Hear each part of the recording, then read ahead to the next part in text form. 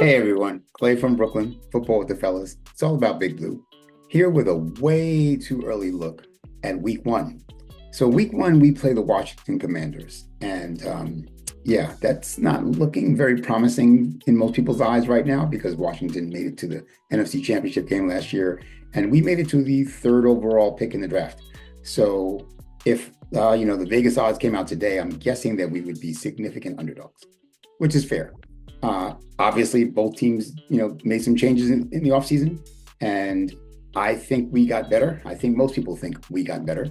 Uh, But did we get as much better as it takes to be competitive with a team that went to the NFC Championship game? Maybe not. So let's take a look, again, way too early look at what this might look like. Shout out to our friends at PFF again. They allow you to take a look at the lineups of your own team versus whatever team you want to look at. So I'm looking at right now Washington's defense against our offense. Again, who knows who's going to get hurt or whatever by September? Who knows who's going to surprise us in the summer and maybe take a starting job away from somebody? Whatever. But this is what it looks like as of today. And where I'm focusing right now is their interior defensive line just isn't as good as it used to be. I mean, a couple of years ago, Jonathan Allen and Daron Payne looked like a pair of defensive tackles that nobody wanted to mess with. They looked like a really good pair of defensive tackles. And then they drafted Johnny Newton last year, and I thought that was going to make them even better. Johnny Newton's only had 1 year, so I'm not ready to judge him yet, but he didn't have an especially great year. He missed a few games with injuries early, and then he came on, and as you see, his PFF rating is 52.7. Now, again, I'm the last one to tell you that PFF is the be-all, end-all, but 52.7 is 52.7. Didn't do a great job. They added Javon Kinlaw. Again, his rating was 53.4. So they are 82nd and 79th, respectively, out of 118 defensive interior linemen. And then Daron Payne, who has been one of their mainstays for years, had a worse rating than either of them, 51.8. He was the 84th ranked interior defensive lineman in the league. So what I'm saying is, on paper, that sounds like a pretty impressive interior defensive line, but they really didn't show it that much last year, despite the record that they had and the success that they had. So I'm not really afraid of them. And they don't have Montez Sweat coming off one end and Chase Young coming off the other end anymore. Those guys are both gone. They replaced him with Dorrance Armstrong and Deatrich Wise. And again, Deatrich Wise, he's 31 years old and had a couple of decent years, but am I afraid of Deatrich Wise? I'm not. That does not look like the stats of someone. Again, PFF grades are to be taken with somewhat of a grain of salt, but he's not going to the Pro Bowl. So when I look at our offensive line, and again, our offensive line has been a sore spot, a weakness since the Super Bowl years, but the first 5 games last year before Andrew Thomas got hurt, we looked pretty good. We looked pretty solid, especially in pass protection. PFF has Evan Neal listed as our starting right guard. I'm not sure that's going to happen. I'm not sure he's going to beat out Greg Van Roten or Marcus Bowe, but let's just say he does. He's a very solid run blocking offensive lineman, at least he has been thus far. I think he'd be even better at it at guard, where he's not worried about the speed and quickness of somebody coming off the edge, beating him around the corner. So if Evan Neal does happen to be our right guard, going up against, Daron Payne or Javon Kinlaw might not be that bad a matchup for us. John Michael Schmitz, I'm not the hugest fan of, but if you look at his PFF ranking, he had a higher grade than any of their interior defensive linemen did, which gives you some context because I don't love John Michael Schmitz. So if his grade was higher than all 3 of their interior defensive linemen, then those linemen must not have been that good.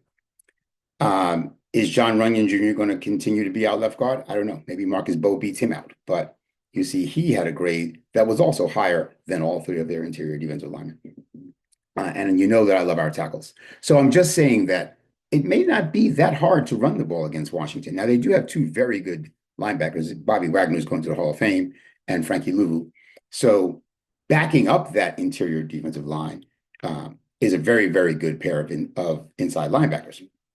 But the front 5, if you will, does not scare me. So I think that we can run the ball against this team. And honestly, I'm not sure we can't protect the passer against this team. Their safeties I mean, Quan Martin is pretty good. Uh, but is Will Harris scaring you? I mean, he's going to be 30 years old this season. Um, he's never been particularly good. So, Will Harris is their free safety. That doesn't scare me. So you give Russell Wilson time to throw and not great safeties. And, they traded for Marshawn Lattimore last year, but he missed the first few games with injuries. And then he came along towards the end and really didn't impress. I mean, you see what his grade was, 56.8.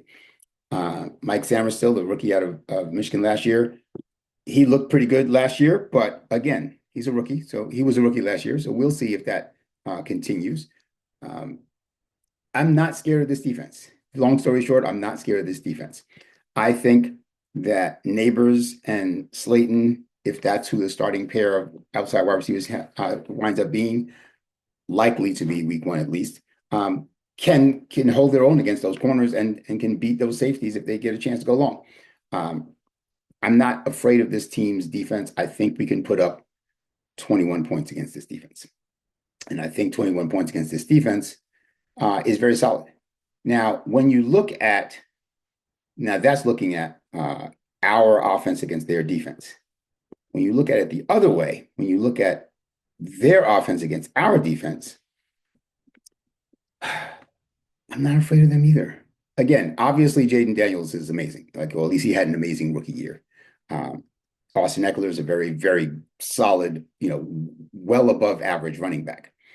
They added Deebo Samuel in the slot. That's going to be a handful for Drew Phillips to cover. Scary Terry McLaurin always does well against everybody, but especially against us.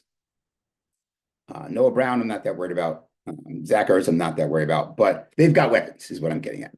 They just added Larry Tunsil, so whoever is coming off that edge is probably going to have his hands full with Larry Tunsil. But the rest of this line does, Sam Cosmi at right guard is pretty good. But the rest of them don't really scare me. I'm not worried about Nick Allegretti. I'm not worried about Brandon Coleman. Tyler Biadasz, I'm not really that worried about him. Who of those three can handle, well, not those three, but Allegretti, Biadasz, and Cosmi can handle Dexter. I think it's important that we have three interior defensive linemen against this team. I think in general, but against this team. As you see, PFF is listing that as our base defense with three interior defensive linemen. I think it's very important. I don't think Raheem Nunez-Roches is going to win the starting job, though. I think that person is going to be either Darius Alexander or Jerome Ledbetter. And I think if it is one of those, if it is Darius Alexander or Jerome Ledbetter with Raheem Nunez-Roches coming off the benches to provide some depth and some relief, I think those three, Golston, Lawrence, and either Alexander or Ledbetter, will definitely give this offensive line fits. Imagine Lawrence lined up right here in this gap. So Cosmi is their best guard, but Cosmi can't handle Lawrence by himself. So you're making Biadasz help Cosmi. I like that. I like making them have their two best interior defensive linemen have to contend with Dexter Lawrence. They're going to have their hands full, but that means that whoever this is in this gap has Nick Allegretti.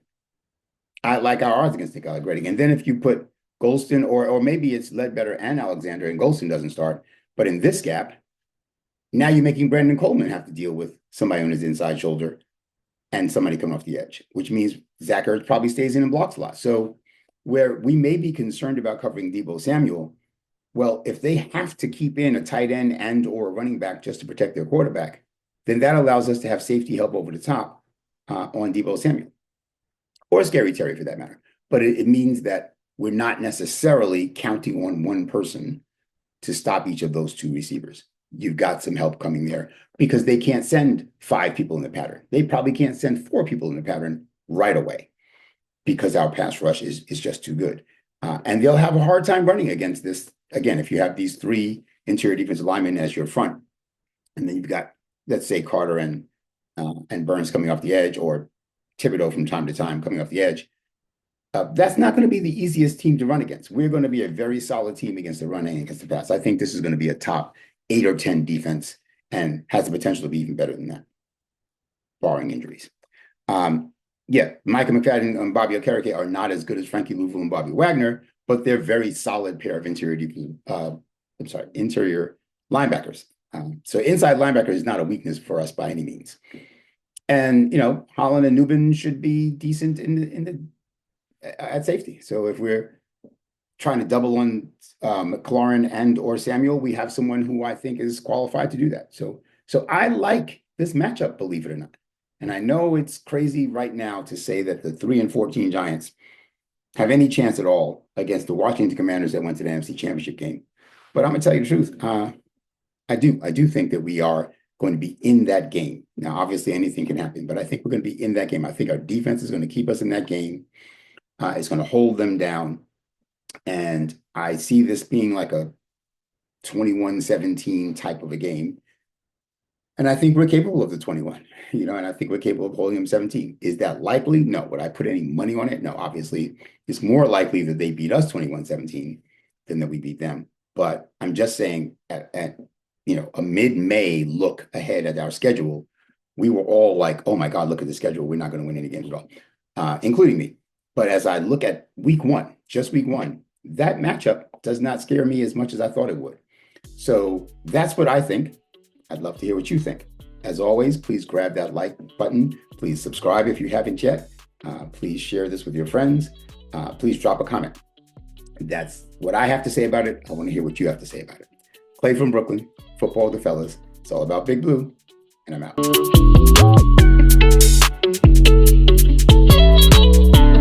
Big shout out to El Marquis Productions, the talent behind the music and production here at Football with the Fellas. It's all about Big Blue. Their beats bring energy and excitement to every episode. El Marquis' skills in mixing, mastering, and creating top quality sound make the podcast come alive each week. For your own projects, check out elmarquisproductions.com and take your sound to the next level.